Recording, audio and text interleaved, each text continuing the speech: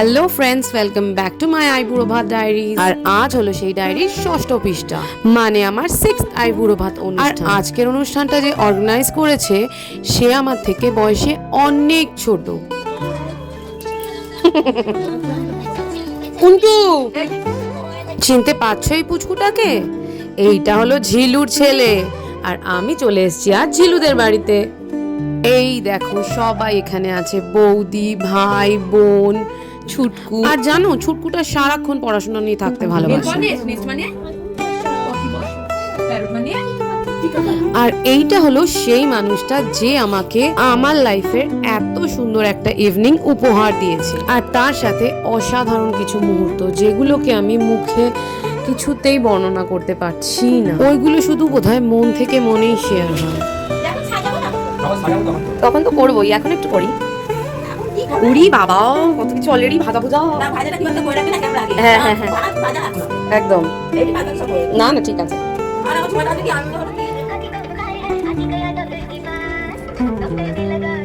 কত মাছ করেছি হে ভগবান। এইদিকে দেখতে পাচ্ছো কত কিছু আয়োজন করেছে এই বাচ্চা ছেলেটা আমার জন্য। আর শুধু তাই নয়, গোটা ব্যাপারটাই কি সুন্দরভাবে সাজিয়ে আমার সামনে পরিবেশন করছে সেটা তোমরা দেখতেই পাচ্ছো।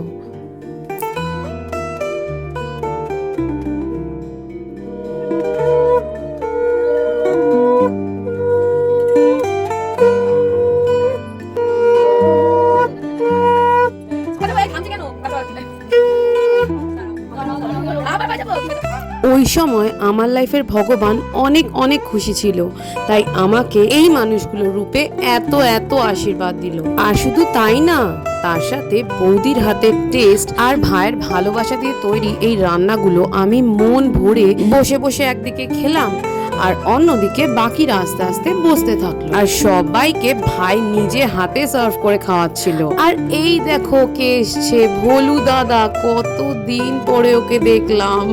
ভোলু দাদা হলো জেরির বাবা, মানে ঝিলুর কাকা। আসলে একটা সময় ছিল যখন আমরা সবাই একসাথে থাকতাম, একটা পরিবারের মতো। আর এইভাবেই যে তারা সারাটা জীবন আমার পাশে থাকবে, এই বিশ্বাসটাই আজ ভাই আমাকে গিফট করলো। এর থেকে ইউনিক গিফট আমার মনে হয় আর হয় না। একদম। তারপর আর কি, এতগুলো সুন্দর মুহূর্তের একটা গুলদস্তা নিয়ে আজকের মতো আমি চলি। Tata, good night.